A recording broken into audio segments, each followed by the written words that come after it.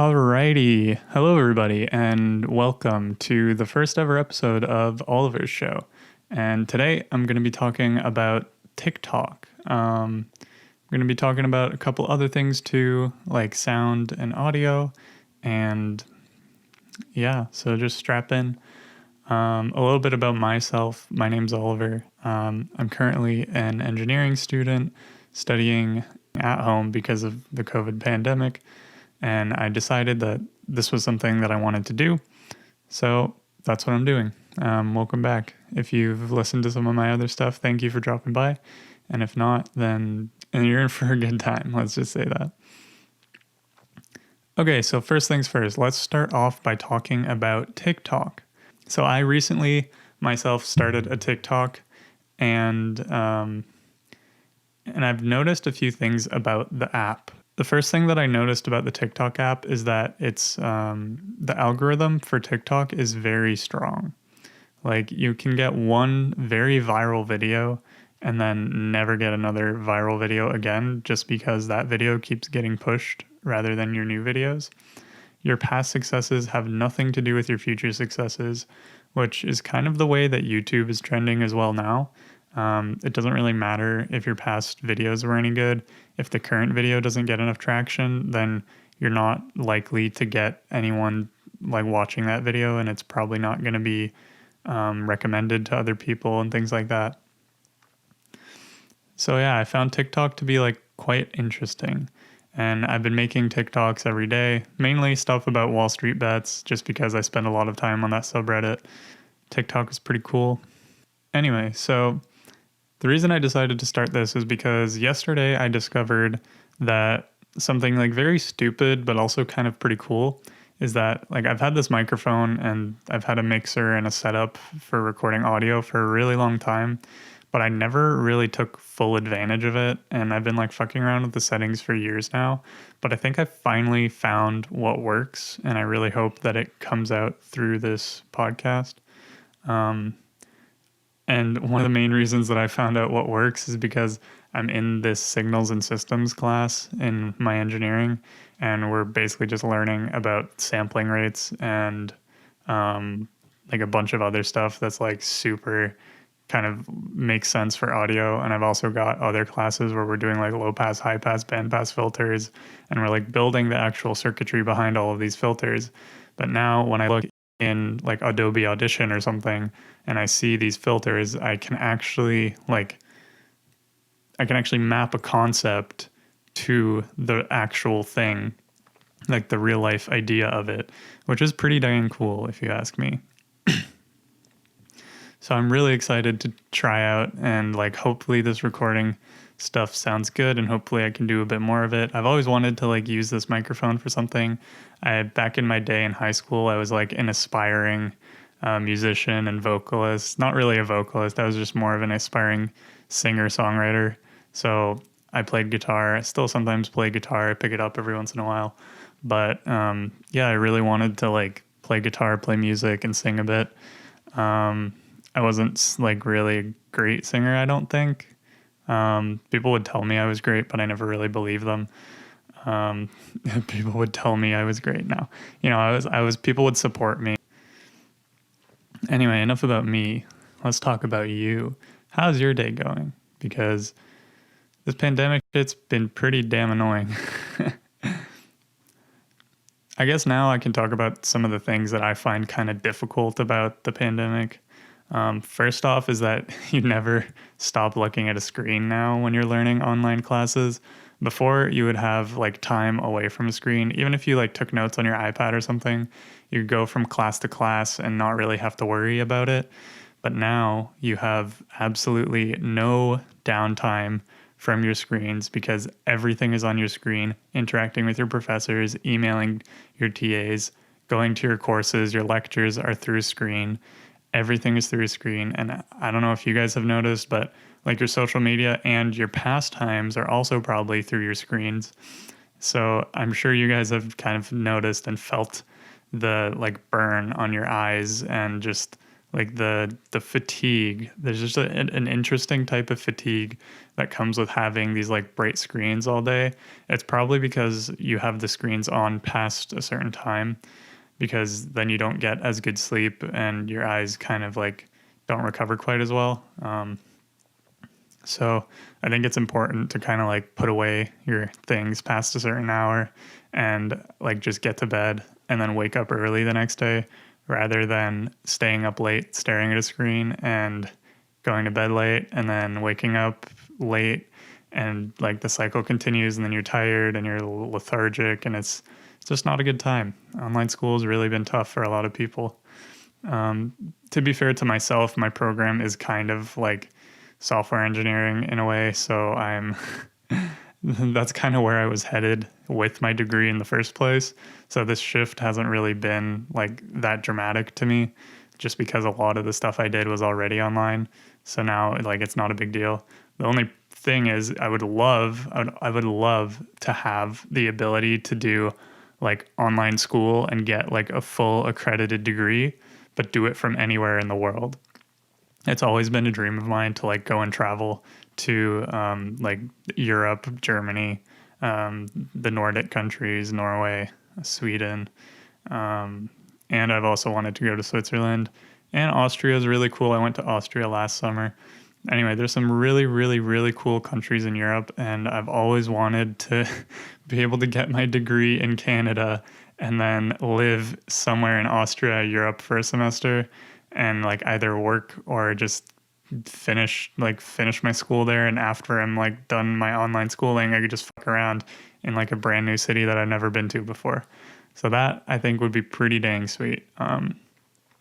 It's unfortunate that like this had to happen during a pandemic, but I would honestly love to see this ability of kind of like remote learning to continue forward. I know there's a lot of people who do not feel that way, and who feel that having like the in-person kind of classroom is super, super crucial, and they just can't really function the same way without it.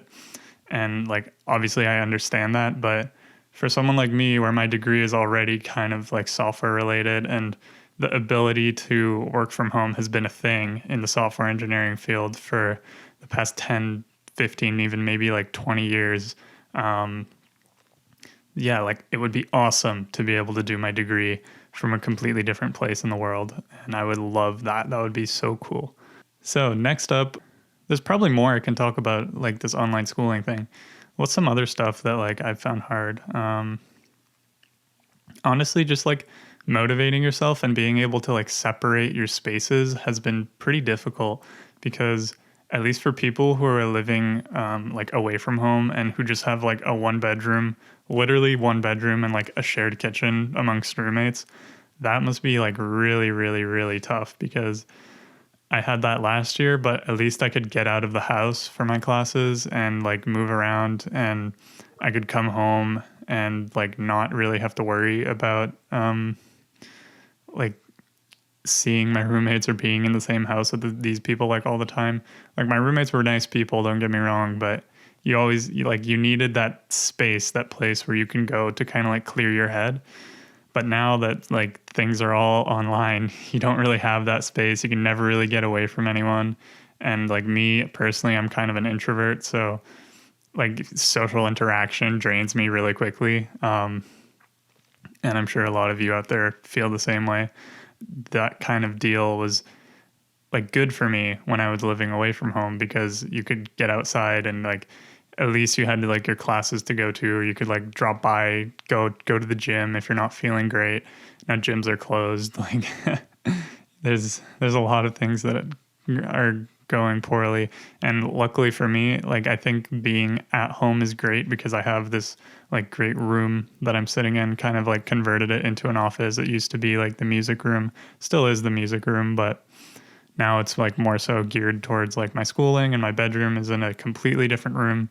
So I've managed to like separate work and sleep, and I have the ability to go outside, go for a run, and I can like separate my running and my like I can still do my exercising. It's not nearly like as good as like going to a gym would be, but you can still get some exercise in, and yeah, all of like having all of your spaces separated is really great. I actually saw a wonderful video on YouTube. It's by the channel CGP Grey, and they made a video called Spaceship You, and holy, that was like one of the coolest videos I've ever seen. This guy basically made a YouTube video about how you are basically being shot away from Earth, and you're going to be trapped inside of the spaceship until the people on Earth figure out what the is going on. But while you're on your extraterrestrial journey, there's going to be like a lot of like problems and hardships, and you're going to have to separate like these like spaces. Having separation of spaces is very important. A space to be creative, a space to work out, a space to sleep, and a space to work are all like super important. So like separation of all of those things, and like a place to relax, of course. So, and that can be really hard to find for some people, considering the situation that they might be in. So I'd say I'm pretty lucky to have like enough space to do what I want to do. So yeah, if you guys want to check out Spaceship You, I very highly recommend it. If you're watching this on YouTube, I'll put the link in the video description. And if you're listening to this on Apple Podcasts, you should go and check out my YouTube channel, same name, same title of the podcast, and then find this video and click on the link. And don't forget to subscribe while you're at it. Really looking to try and grow my audience, so I'd really appreciate you guys following through with me, and you can see all the cool little things that I post in my video, or you can just watch my beautiful face with my ass eyes because I'm basically legally blind. Just kidding, not really. Thanks for doing that. Next up, it's always so difficult trying to find topics to talk about. Oh, you know what? Let's talk about that. So me being like the introvert that I am, I've always found it kind of hard to keep a conversation going with a complete stranger. And I think this goes for like everyone, people who are extroverts. Sometimes you meet someone and you just like don't really click with them, or you're not like interested in the same thing. So the conversation kind of goes slowly. No one really talks for a while. It's a little bit awkward. And then you guys kind of just like go your separate way, and you're like, wow, that was unbelievably awkward. I do not want to be in that situation again. Maybe that doesn't happen to you because you're just like great at socializing and you're like super outgoing, and you're able to like take an interest in other people like just naturally, which I think is amazing. I personally have a very hard time like taking an interest in something I'm not like already very interested in. So if it's something that's like just kind of cool or like marginally like whatever to me, then I do an awful job of like pretending to care about what this person is saying. I think I kind of come off as like an asshole sometimes in conversation, because if I don't care what you have to say, then it's going to be pretty obvious. And that's definitely something that I think I should work on. But on the other hand, I think it's kind of a good trait to have, because then you're not really wasting your time like with talking to. There's two ways to look at this. You're not really wasting your time talking to people about things that you don't care about. But on the other hand, sometimes it's really good to talk to people about things that you might not care about, because they can teach you something about something that you don't know. So I think it's important to go in with that mindset, to like go in with an open mind whenever you're trying to like have a conversation with someone, whether now it be online through Zoom or in person, is always going in with an open mindset and the understanding that like this person probably has a lot of knowledge that you don't have on different things, and they might actually be able to teach you a thing or two, or help you out indirectly in some way, help you discover something that you didn't really know, or just like introduce you to something that you didn't even know you'd be interested in. So that's a little bit of a problem that I think myself and a lot of other people should work on. This kind of just turned into like a confessional. Forgive me, Father. Yeah. So I guess other kind of like talking to people tips, things that I've found that have worked for me, generally going into like one of these like at school, at my university, we would have these like employer networking events. And I found that going into employer networking events, like without a plan of what to talk about never really works for me, because then I just kind of end up getting off track and just talking about anything and everything about myself. But usually employers don't really care and they don't really want to hear about those types of things. They would rather just hear about how you can help them. And like, sure, sometimes, you know what? I'm not the expert on this, so I'm just going to shut up because nobody has like hired me yet. So I shouldn't be talking about this.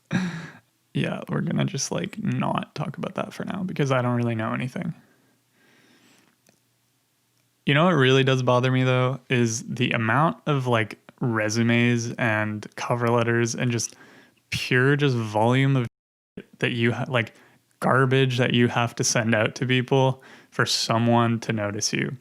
It's really, really exhausting and extremely annoying. And and I've honestly like I've reached a point where like I feel like my time would be better spent doing something like this where I can get some type of enjoyment out of it and hopefully like give you something enjoyable out of it as well, and like a mutually beneficial agreement here, whereas applying to an employer is extremely one-sided unless they actually like respond back, because like I'd say 80% of the time they don't even bother responding back or acknowledging that you applied, which is really upsetting when you put like a lot of time into an application. But yeah, doing like just applying to a ridiculous amount of jobs just doesn't make any sense to me. So I'm kind of like at a point now where instead of applying to places, I'm just going to start talking to people and sending emails to people that I think might be willing to help me out. Like I've made a couple connections with some professors, and like my girlfriend, she was able to email one of her professors right off the bat at the beginning of the school year. And she's now working as a research assistant purely because she was outgoing enough to just send a simple email saying, "Hey, I heard what you talked about in class. I'm interested. Is there anything I can do to help out?" And now it worked out really well. So I think just having the ability to send an email to someone who is looking for people like that, just it worked out beautifully. And in my past experiences, the same type of thing has worked out. Like if you talk about like that you're working on web development and like you go around, other people will notice. I was able to get a job through just talking about these things. So like talking about these things to like your friends and your family can sometimes come in handy because they'll like direct you to the right kinds of people if you're well connected, that is.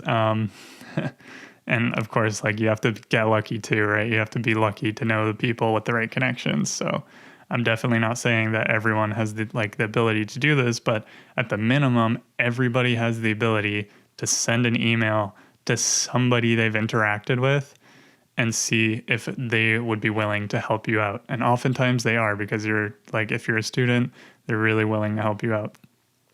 And in my past experiences, when I was working in high school as a lifeguard, I actually got that job not through applying. I was actually working a different job at this community center as a March break camp counselor, or spring break, as the Americans would call it, a camp counselor.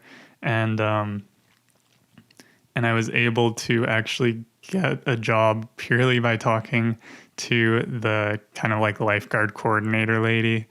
I just went up to her and I was like, "Hey, like I have all of my lifeguarding credentials. I'm already employed with like the city. Do you have any open shifts that I can work?" And then she was like, "Oh yeah, like, okay, sure. Like just here are some open shifts. Come to the hiring. Like make sure you go to this training, do this, send me an email and I'll give you the available shifts." And it was like that easy. All right, so we're back. I'm gonna try and look into the camera a bit more. I've kind of just been like looking at myself on my phone screen because I'm using the selfie camera. Yeah, gonna look into the camera now. You didn't need to know I was using the selfie camera. I actually I actually paid like $600 for a really, really expensive camera because I have so many followers, and it just made sense to reinvest in my podcast and my portfolio of companies that I just own so many of. So yeah, that's why I'm using this $600 Canon Rebel T5i 6D13872. Follow and like for more, please. Yeah, anyway. So getting back to what I was talking about before, which I actually don't remember what it was about. That's okay. I'm going to move on to something different. The stock market and the election, because I find those two things to be quite fascinating. As I'm sure you all know, the election was 2 days ago. Today's November 5th, so 2 nights ago was the US presidential election. And I remember going into it, reading all of these stories. You know how people are always trying to like predict the market, like CNBC and all these news articles. If you use Yahoo Finance, you'll see them. And like the iPhone stocks app, all of those news articles are like, anyway, it's always people trying to predict the market. And I don't think you can really predict what's going to happen no matter the situation. But in this case, I think it kind of made a lot of sense what happened, because both candidates at some point mentioned that they were going to add a stimulus to the U.S. economy, like give another stimulus check to the U.S. economy. So I think that being the case would mean that no matter who wins in this upcoming election, there is going to be a stimulus bill. Therefore, stocks are likely going to increase just like they did when the first one came out back in like March 23rd, I think. That was when the downturn of like the stock market essentially stopped because the Federal Reserve decided to print a bunch of money. And it basically saved the U.S. economy from like a pretty deep recession, or at least the stock market. Can't say much for like the small businesses that are like continually getting screwed. But as for the stock market, it seemed like that little gesture did quite a lot for the stock market. So if you were an investor at that time and you bought before March 23rd, odds are that you're up a pretty good amount, especially on tech companies right now. Yeah, so anyway, no one can really predict the market. Nobody knows what's going to happen tomorrow. And you can kind of like guesstimate and hope that you're correct. But at the end of the day, I don't think anyone really knows what's happening. And yeah, you just, if you don't have time to like be a quant and just like dive deep into like the algorithms and everything, or you don't have time to like read financial statements, your best bet is to try and do like couch potato investing, which is essentially just looking at like investing in the S&P 500 index fund, because there are so many more people out there that spend so much more time looking into things in the stock market than you would. And like they might have superior information to what you have.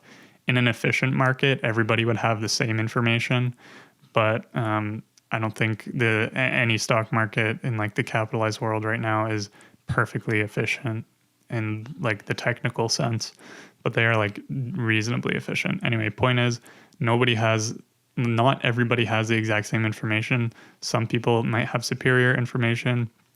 It is technically illegal to trade on like insider information, but I don't think that really stops people from doing it anyway, if they can get away with it.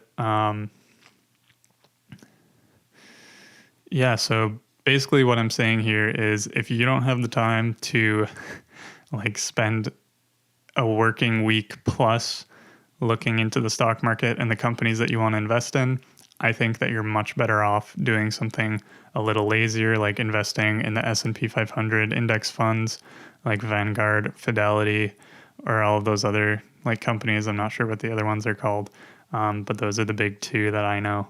And yeah, so just putting your money into there every month, dollar cost averaging. So essentially just buying incrementally in like $500 blocks every single month. And eventually you'll have a nice nest egg for yourself when you retire. This is one of like my life philosophies that I've really liked from some of like the YouTubers that I watch. Always like preaching, like Graham Stephan is always preaching this type of thing. Oh yeah, so the TikToks I've been making are about Wallstreetbets, kind of bringing it full circle here. But I've noticed that on Wallstreetbets, people were making a lot of money off this one company, Neo. And essentially, who Neo is, if you don't know and you aren't really following along, is a Chinese electric car maker who is supposedly going to be rivaling Tesla. And over the past 6 months, they have increased their share price by 10 times. So if you bought in 6 months ago, and this was after like the stock market did its big downfall. So if you bought in 6 months ago and held to the stock for the like just over this 6 month period, you would have had a 10 times return on your money. But of course, nobody can really make that kind of prediction that would happen. And in most cases, it was just luck involved. But that's crazy. Like a 10 times return in 6 months. This thing is trading literally like a penny stock. And Tesla was trading like a penny stock back when it had its massive rally. So like be careful when you're trading with these things, but they can also be extremely rewarding if you're in the right place at the right time. And congratulations to those people who were able to make money off of it. And on Wallstreetbets, they have these things called call options, which essentially is a contract to buy 100 shares at a future price at a future date. And you pay a premium for one of these options, these call options. And depending on the current share price, the premium fluctuates. And depending on how close you are to the specified date, the premium fluctuates up and down. But if the share price rockets past your call option price, the price that you called the stock would be at, the premium goes way the heck up because you have an option to buy a stock that is trading at $10 for $5. So people are willing to pay a premium, an extra amount of money to get those shares at a lower price. So that's essentially what happened. And one contract is worth 100 shares. So if you buy a single contract, you can essentially magnify your gain times 100%. So this is like the crazy leverage stuff that you would see on Wallstreetbets. And some people did have call options in Neo and made literally hundreds of thousands of dollars. And like, that's honestly freaking insane. Like that would be some life-changing shit right there. I'm hoping like by the time there aren't that many great brokers in Canada here, but there is one called Interactive Brokers. It's kind of like an international broker, but you have to be 21 to trade options with them. So I'm going to be waiting until my 21st birthday, which is coming up pretty soon, to trade options with these guys. And hopefully that goes well for me. I'm going to do like some safe option stuff, some Theta Gang things. Theta Gang is basically a bunch of people who trade options like the right way without risking all of their portfolio. They hedge their options with short options. So you buy one option and you sell a higher option, and that way your gain is maximized. So you might only make $200 instead of $2,000, but that's also the maximum amount that you can lose is the price that you paid versus the premium that you received.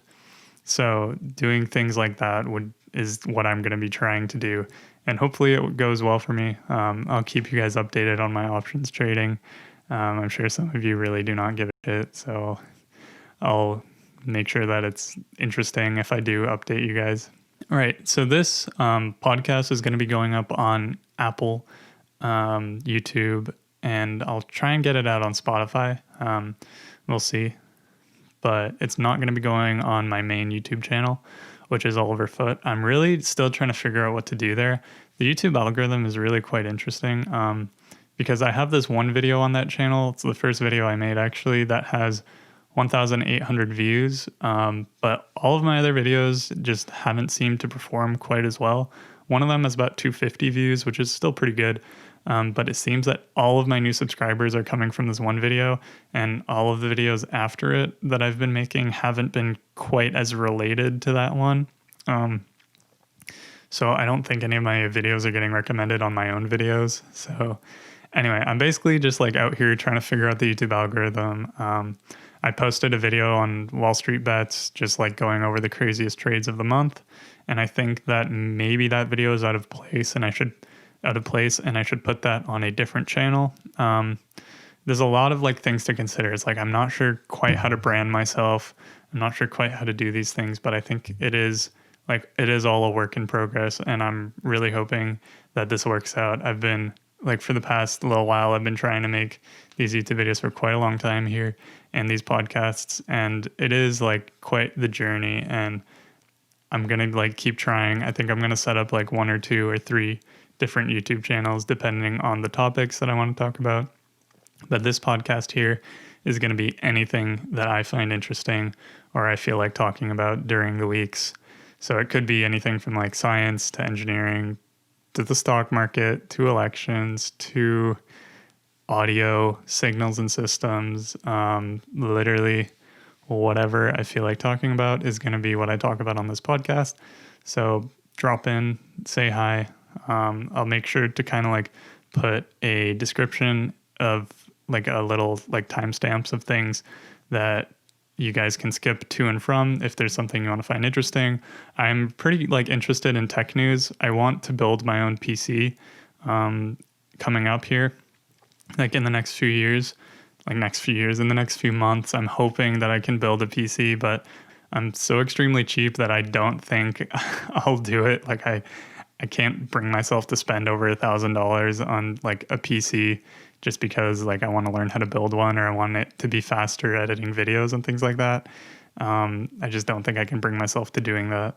Try and keep you guys updated on some of like the tech news that's going on as well, because I do find that stuff really interesting. Like AMD's Ryzen 5000 chips have come out today.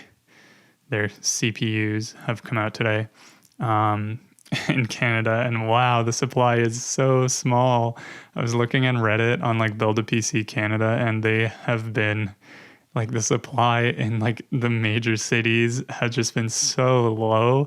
In Toronto, the supply, I think there's like 7 or 8 total chips and like 40 people camping outside of these stores at like 4 a.m. So I really feel for these guys who are camping out for their PC parts, but also why don't you just wait a little longer if you're going to drop the like $1,000 on a good chip anyway? Like you may as like this, what's the big deal if you get it now versus getting it later? Like if you have $1,000 to spend on a brand new CPU, that probably means your current rig is already pretty spicy. So what's the big deal? Why do you have to go out and spend this type of money when you already have something that's like bitchin' and you can just like keep using that until the supply makes sense? Obviously I get it. It's like hype and people are super into the hype, but yeah, I think that's pretty cool. I'm probably going to end up getting the last generation chips once they drop in price because, as I said, I'm super cheap. I might actually end up getting an Intel chip just because I use a lot of Adobe products, and especially Premiere Pro seems to run a lot better on Intel chips. But I also want to play some video games, so I'm going to get like a nice GPU, hopefully, maybe like a 2080 Super or something.